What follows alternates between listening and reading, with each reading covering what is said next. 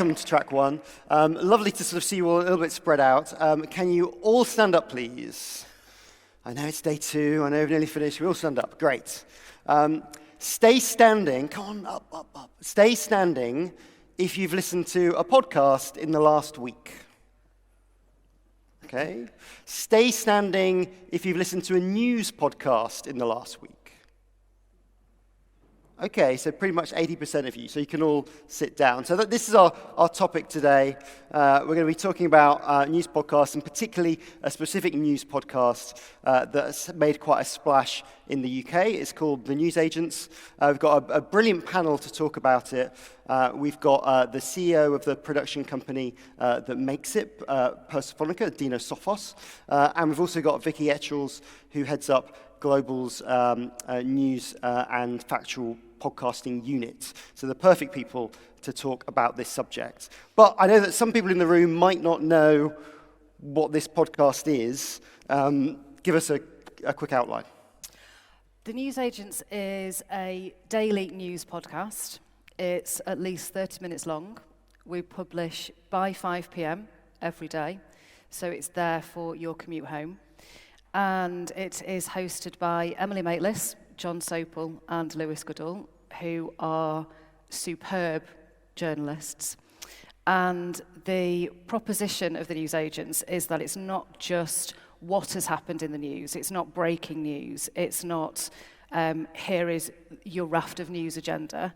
It is why something is happening. So it's lifting the curtain. It's going behind the headlines. It's explaining context and why something is important to you. And the hosts are big hosts in the UK, kind of storied presenters with a big BBC background, and they swap sides to join Global, which is the UK's biggest commercial radio group. How did we get here? Why did that happen? I know it's something that affects lots of broadcasters across Europe where talent that have maybe been connected to stations or companies have suddenly swapped sides. Where did this all come from? So I worked at the BBC for 14 years, where I headed up the news podcast division there, and I launched Brexitcast, Americast, which actually, just saying to you before we came on, I announced it on stage here in Switzerland a few years back.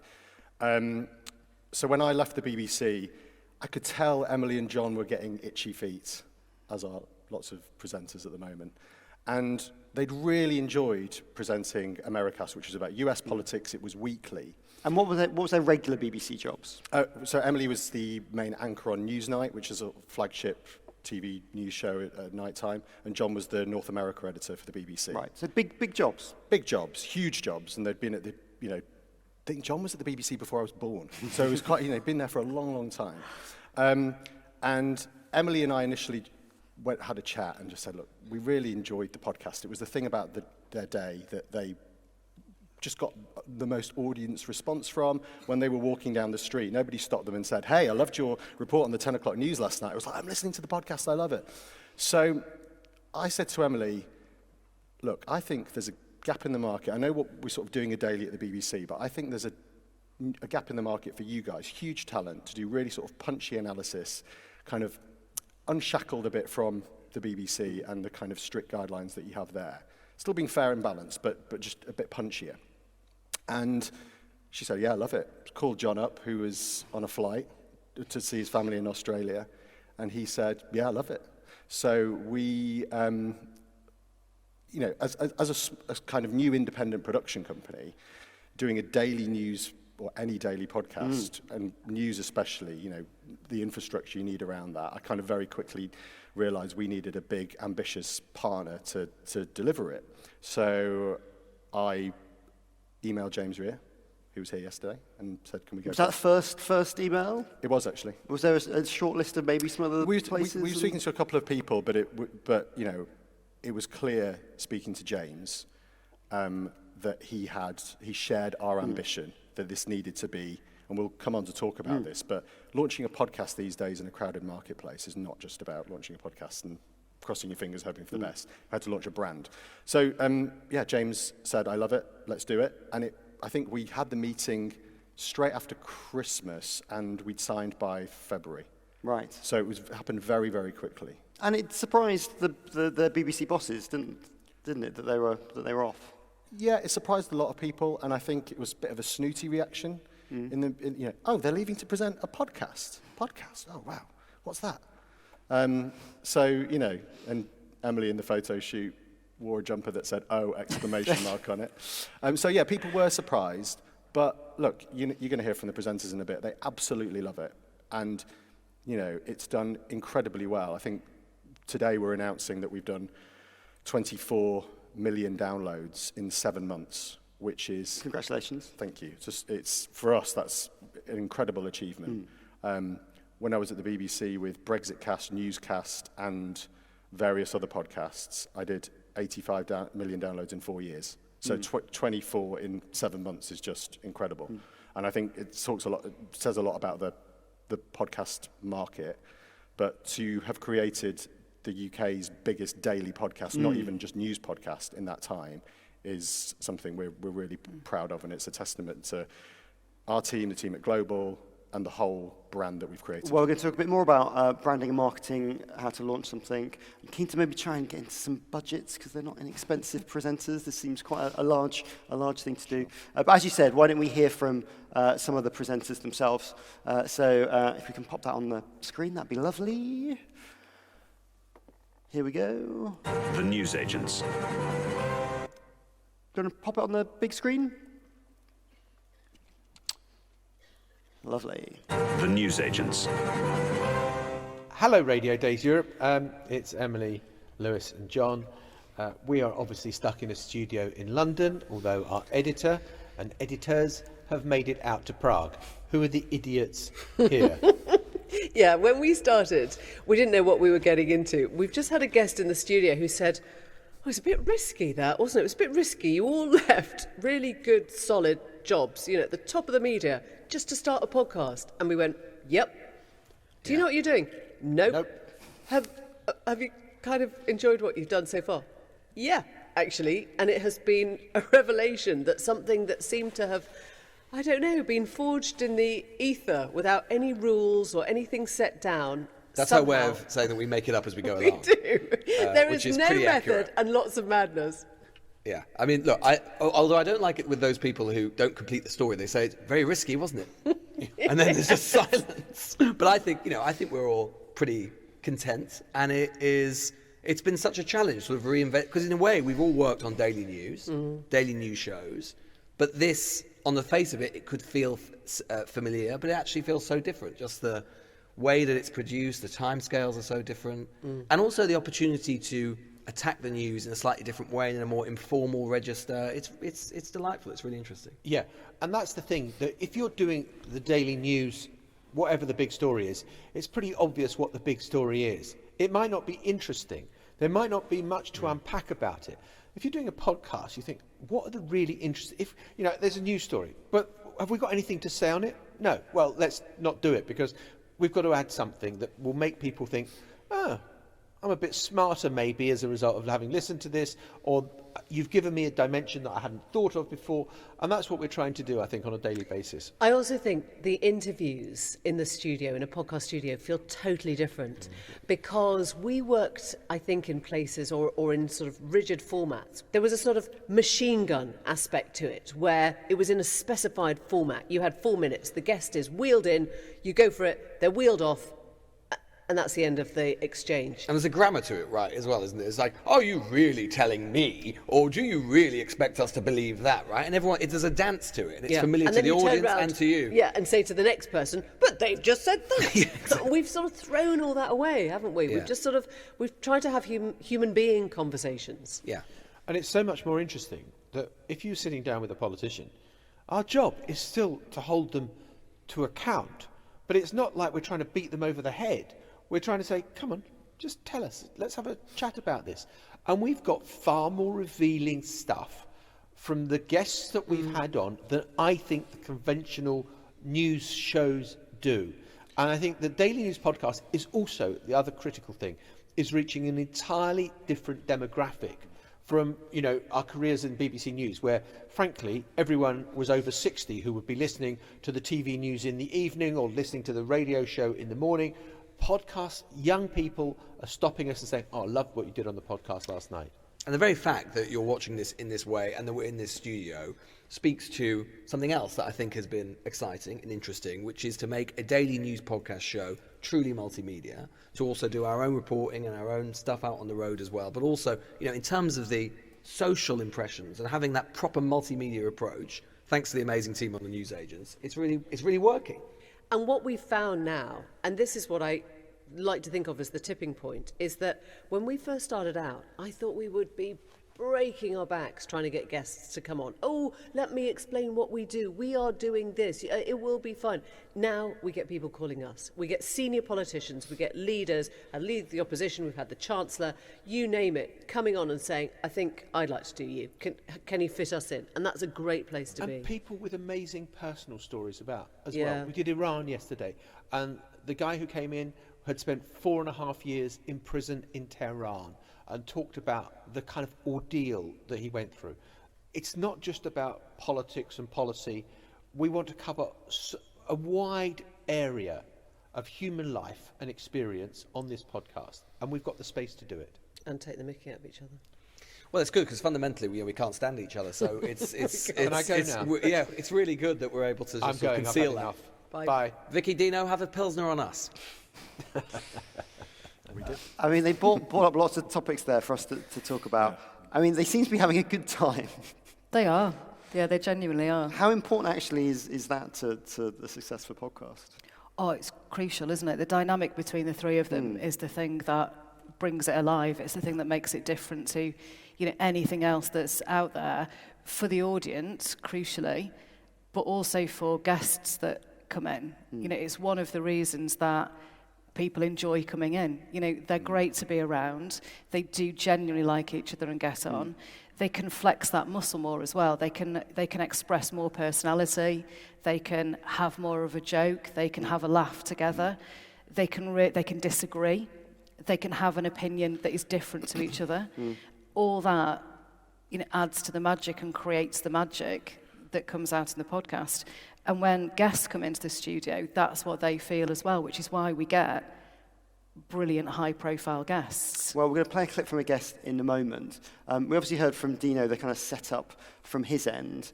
What was the global view on doing this? So obviously global, very successful. With a big news operation, you ran the news gathering operation for Global before you did this podcast role. You have a super successful news talk radio station in LBC. Why add this to the portfolio? For a few different reasons. I think when, Emily Maitlis and John Sopel, and then later Lewis Goodall, knock on the door and say, we want to come and produce a daily news podcast, led by Dino, who has got a track record in being able to make these things work. You put the power of Global behind that and the way that Global can amplify things. Why would you say no to that? And So I guess snap the hand off. for Global people that don't know, obviously there's the radio operation, but also you own a big billboard business as well. So there's lots of touch points to market the show. Yeah, absolutely. So Global has radio stations. We have an outdoor business that reaches over 90% of the UK population. We have Global Player, which is our app that you can listen to live radio, podcasts, and video on. So when you put all that behind any product, it's going to absolutely fly. And Global know how to launch brands and make them successful. We've done it with LBC, as you've mentioned. We've done it with Heart, which is Europe's largest commercial radio brand. So we know how to make a brand and to make it successful. And when you put brilliant presenters, a brilliant production team, and then Global, we knew we could make it a success. So obviously podcasting, hugely competitive market. And I'm not going to ask you what you pay your presenters, but what I know is that at the BBC they earned about £250,000 each. So they did pretty well. I'd maybe assume that was in the ballpark of maybe what they're getting with you guys. Obviously, big production environment. I mean, if I'm adding up the numbers, it's probably more than £1 million to do this. And some people would need that much money to launch a radio station, let alone a single show. That's quite a big bet to make on a podcast. which has paid off. Well, it's absolutely paid off, but it was still quite a gamble to do that. And again, I would suspect that was why you opened that conversation with Global, because it does require resource, you know, and the news agents and podcasting across the board is really leaning into Global's strategy of growing the business and of growth, and it is working. So we have 300% increase year on year on our podcast listening. We've got 50 million downloads a month on Global Player for podcasts. Across all your shows, yeah. So we know the audience want this and want these kind of products. So it's obviously we're going to invest in them. I mean, Dino, competitive marketplace in the UK. We probably saw another new launch last year with The Rest is Politics, a weekly show. Alistair Campbell, Rory Stewart, that's been very successful. It's hard to break into the charts, you know, in everyone's markets. Do launches need big scale to become hits? Absolutely. I think if we look at the podcast market now as a whole, it's sort of go big or go home, I think, really, especially with something that's this ambitious, that's got a high budget, as you alluded to. And it's a combination of things. It's talent, absolutely pivotal, and the other example you used there is testament to that. You talked about, do the presenters get on? Now, for me, that is fundamental, and especially when you're launching a daily podcast, that they have natural chemistry. We proved the concept with Americast that they got on, they had chemistry, because you can't, for anybody sort of looking at this and thinking, oh, we'll just chuck some people in a room together and hope for the best and spend some money on marketing. It's a lot more complicated than that, because they have to have, you cannot bullshit chemistry. You know, the audience can smell it a mile off. And also a daily podcast is hugely taxing, really, really takes it out of you, because it's not like a radio news show where, you know, it's on at 4 o'clock, finishes at 5, then you'll go home. It's constantly shifting deadlines. So in the morning, we're kind of thinking, oh. So maybe let's talk production process then. So start of the day, everyone gets up, 6, 7, 8 o'clock. We've got a show to put out. Yeah. Where'd you start? But there's not really a start to the day, because the conversation has probably started the night before about, you know, the papers have dropped, there's a huge story. It's you know, the WhatsApp group for the news agents is nuts. And who's on that? All the talent, the production team. I mean, there's various WhatsApp groups. I won't bore you with it, but you know, it's a constant evolving conversation. Is there a with talent and without talent WhatsApp group? There's definitely that. Yes, yeah. But actually, the one with the talent is the busiest, actually, because they're and this is the thing. They're not just presenters. It's not just the classic radio format where the presenter walks in a couple of hours before the scripts are ready. They don't have scripts. You know, we do not have scripts. And that's why you need amazing talent who can sit down. They've got a hinterland. They have knowledge. And that is a really, really important thing. When you look at The Rest is Politics, you look at news agents. It's not just somebody who can read a script. You know, John's talking about Israel. They're talking about Iraq, you know, US. They've been journalists in these countries, so they've got a hinterland and they've got stories. So it's really important. So, yeah, the production process it's very, very grueling. And we have to get it out by 5 o'clock, but we try and get it out earlier because we try and hit that commute time. That's your aim to hit people driving home? Well, not necessarily driving, similar getting the train home. Commuting. Yeah. Which we know now, post-COVID, people's commute times are variable, people leaving earlier, So when do you have to finish recording it to then edit it to get out at 5? We finish recording, the team finish recording at about 1:30. Okay. And it's out at the moment by like 4:30. So it's incredibly quick. And there is production in there. It's not just top and tail. But, you know, she's got a brilliant team. And everybody, we're now into the groove. When we first started, it was a bit harder. But everybody knows what they're doing. And, you know, we're doing 2 or 3 stories. And as John sort of said in the video, just having that freedom to go, we sort of know our story now. We look at the news agenda and we go, that's what I have something to add to. You know, I can say something about that. I can't say anything about, you know, been a horrific explosion. What do we really add to that? Whereas and that's why I guess it's kind of a bit more political. And is there something, because obviously breaking news is difficult because people might listen over the next 24 hours or even further. Does that influence the stories that you're picking, thinking about how the audience is consuming the show? Yeah, but we're not a breaking news service. We're adding context. So we have to be on the news agenda. But yeah, people... And we can talk about how people are consuming the news agents, but people who listen to podcasts, they probably know the headlines of the day by the time they come to us. They're coming to us for context, for analysis.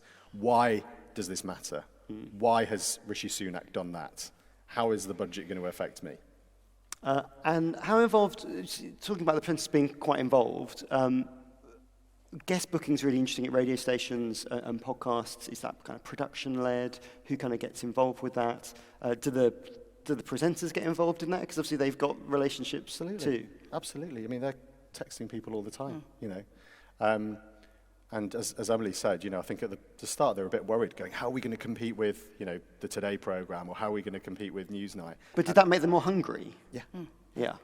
Yeah. And yeah, go. And they're talking to contacts all the time. All three of them are, texting people, WhatsApping people, calling people, having breakfast with people. So when they all then come together, it's then what's actually going on? What's the insights to this? Well, I've spoken to this person. My contacts told me this.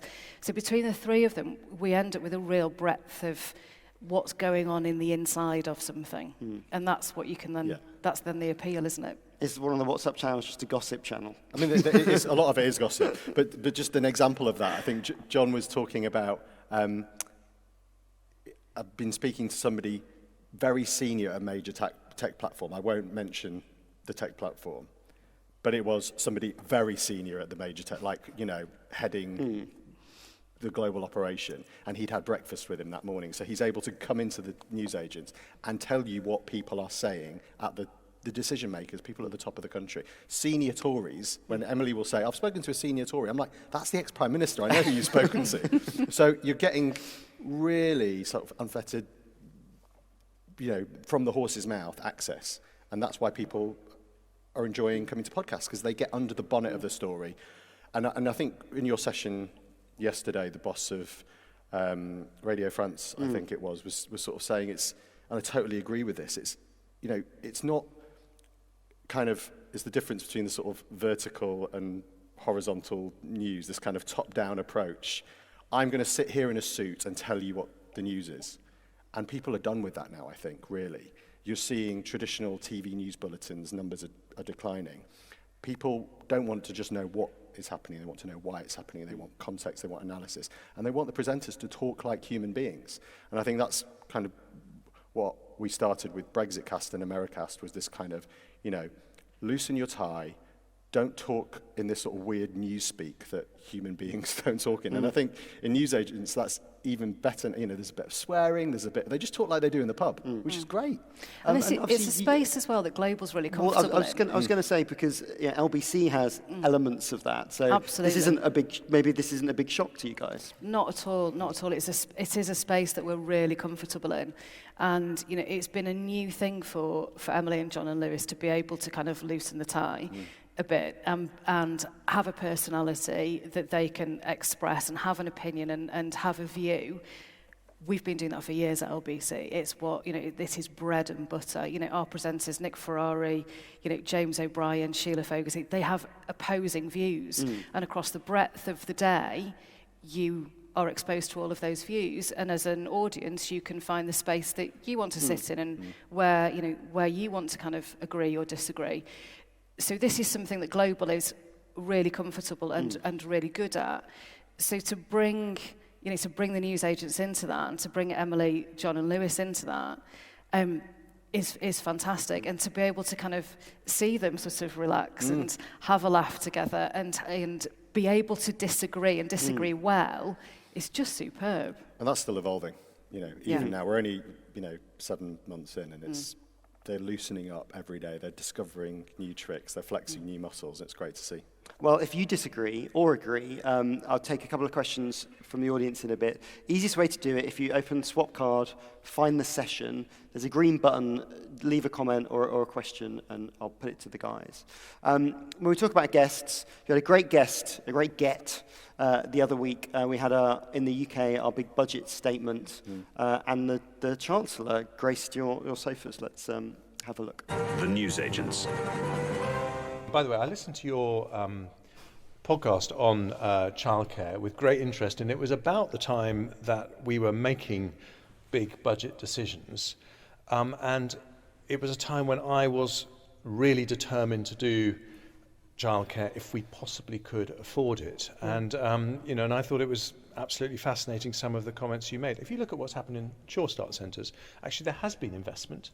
Are you just telling us you nicked Bridget Phillipson's ideas from our podcast? No, because Bridget Phillipson rejected what I announced yesterday. She said we do not want to have an extension of 3 hours. I was going to ask a different question. I was going to say, did the newsagents affect government policy?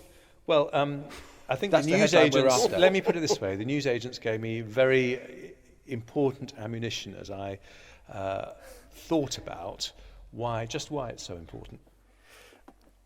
Did you see how basically sat like that? He's so relaxed, And normally, I think when we book political guests, it's kind of you know this from radio. You've kind of got they're on a circuit and they do 5 minutes, and you've got their advisor kind of going wrap it up. He was with us for 20 minutes on a podcast. I mean, I don't know whether he did LBC that day. He did do LBC. Yeah. I think one of the really interesting things and why this was a game changer for us with the newsagents, the Chancellor, the day after the budget, only does the big national broadcasters. Does the BBC, does ITN, he does Sky, and he does LBC. For him to do a podcast the morning after the budget as part of that is just phenomenal. Yeah. And to stay for 20 minutes, and as Dino says, how relaxed he was, is amazing. And then to say that basically I listened to your podcast and it informed. Do you think he really did? Or one of his aides did? I think he really did. No, I think he does. Yeah, because he was talking afterwards and he was giving us feedback on the episodes he likes and what he likes. And we had that, we had that in Davos with Tony Blair. I was telling you last night, we were kind of in this weird. We took the newsagents on the road to Davos. And I think that's the three of you in the snow. There. We went to this kind of weird Davos after party, and Tony Blair was there. And as we were walking past, and the security that were there, he'd go, "Love the podcast today." We'd only published it about 3 hours previous. So, I mean, maybe he was being polite, but he said, "I listened to William Hague on it." So, amazing. For everyone's really. commute, you see. Well, let's talk about marketing and actually how you reach people. Big topic of discussion has been about social media and podcasts and the connection between it. Obviously, you've got some video studios there that you're filming everything. What's been your social media experience with trying to establish a new show? I think the really important thing for us right from the off was that it's a truly multimedia proposition. It's fully visualised. That studio that we saw is essentially a TV studio. So there are full episodes of the newsagents that you can watch on Global Player.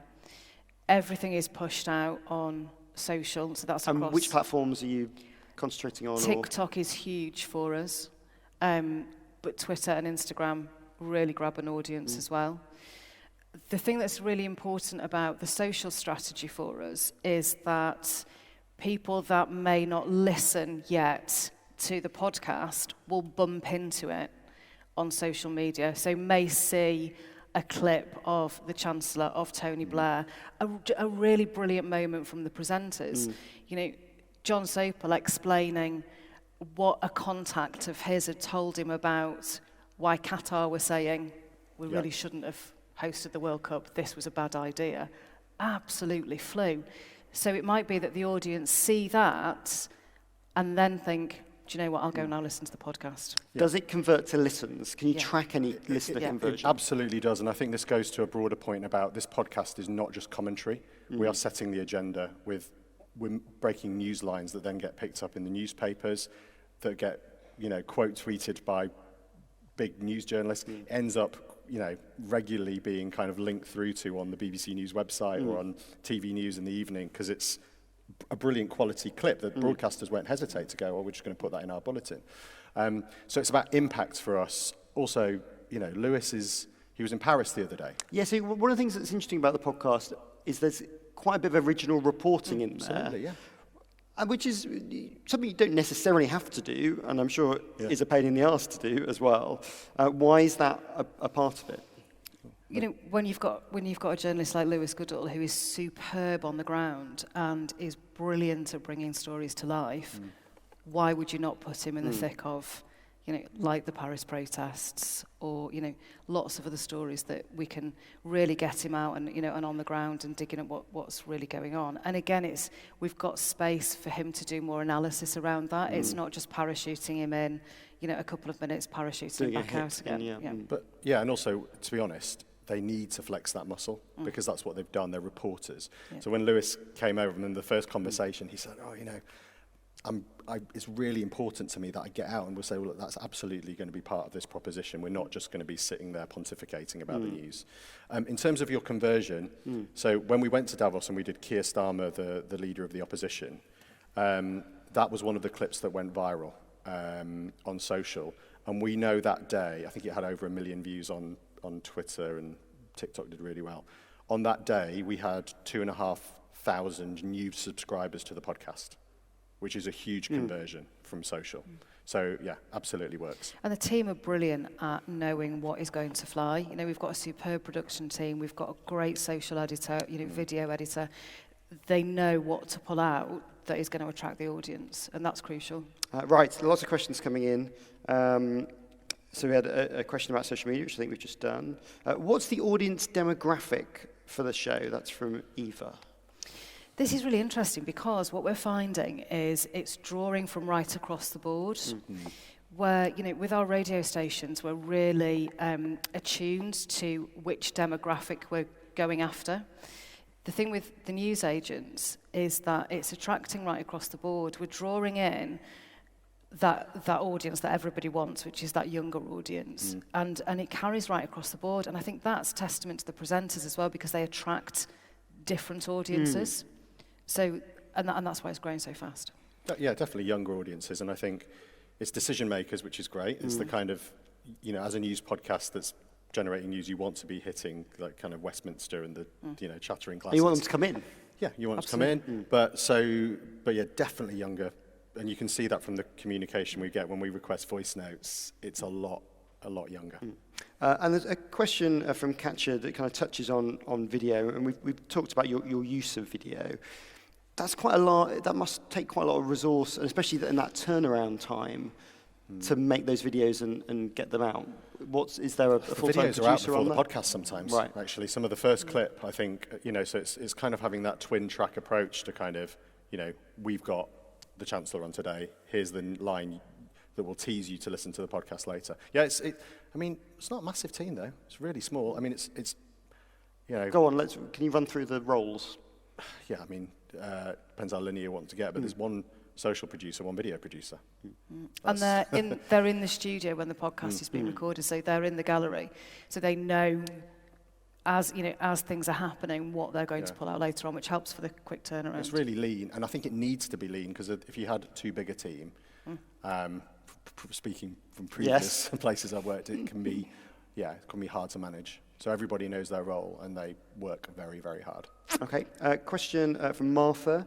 Despite not being in public service broadcasting anymore, do you see your presenters and your podcast still having a prerogative to promote healthy and fair discussion in a world of polarization? Absolutely. Yeah, I think this sort of issue of impartiality is really important. John and Emily didn't stop being fair, balanced, impartial reporters the moment they walked out of the BBC. That's how they've been trained, and they're not politicians like Rory and Alistair on the rest of politics. But I think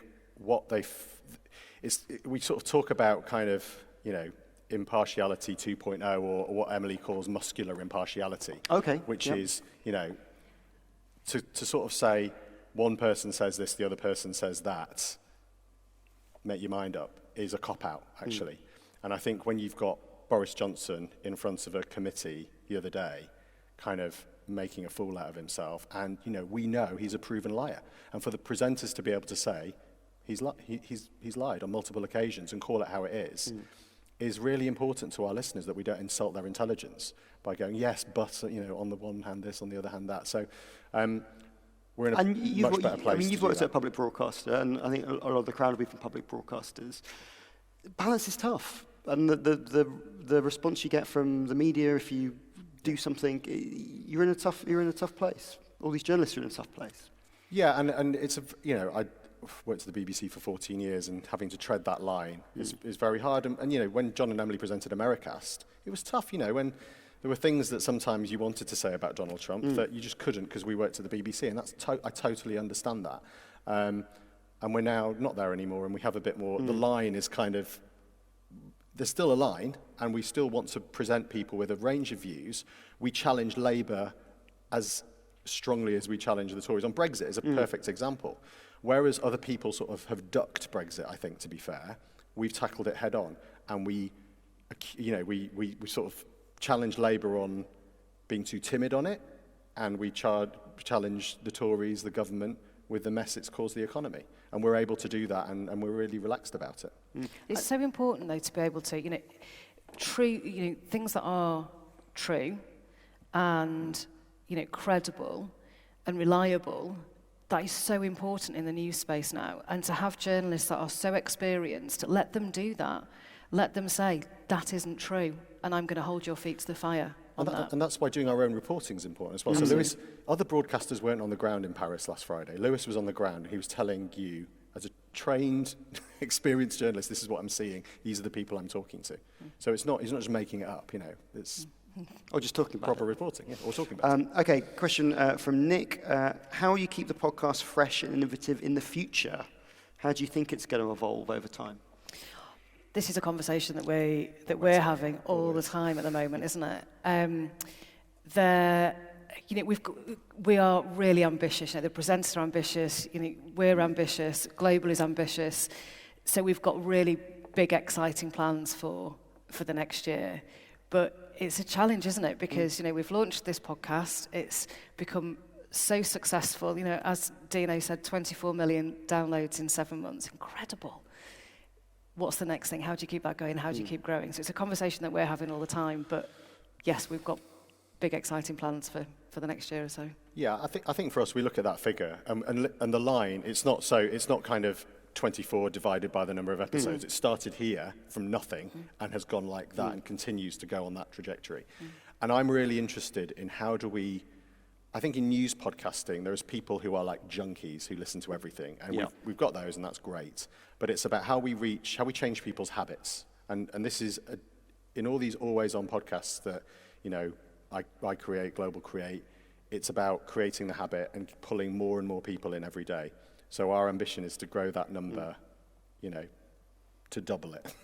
I mean, Vicky, we've got a radio crowd here from a radio group. What advice would you give to people who are thinking about this sort of thing for their operation? I think you need a superb team that know what they're doing in this space, which we've got Dino and Persefonica, we've got the global production team and the video team and the power of global that we can put behind it. That's crucial. And you've got to have the ambition and presenters that are going to grab an audience that people want to listen to every day. And I think if you've got that, we've got such a superb product in the newsagents and podcast in the newsagents that is changing people's habits and what they listen to, and we're really proud of it. And Dino, what advice would you give to producers maybe who are maybe in your position, a broadcaster or trying to do something new outside? Yeah, I think talent is absolutely key, and for me as a production company, one of the things that I'm so passionate about is that talent is not just the people on mic. Yeah, as an industry, not just a voice on a stick. Producers are absolutely pivotal, and I think when we Persefonica came to Global, that was what was great about James, is he was basically, I was part of the equation in terms of I've done this before, I've got a track record, and had worked with the talent. So I think producers, and we've, as Vicky alluded to, got an incredible team who get the podcast out, and that is, as you know, sort of hitting record, hitting stop, and then publishing is only half the battle with a podcast. It's promotion, it's getting your lines out. It's about, as soon as we finish recording, we're already thinking about the next day. So I would say, really, really think carefully about your talent, and if you've got the right team to deliver it. And it's a commitment. It's a real commitment. And sometimes these things take a lot of time. We've been really fortunate that, and I think that's because exceptional talent, exceptional backing from Global. But if you're a bit of a smaller broadcaster, as you know, Matt, you have to commit to these things. They don't just happen overnight. Changing habits takes time. Well, speaking of time, our time's up. So can we have a round of applause, please, for Vicky and Dino?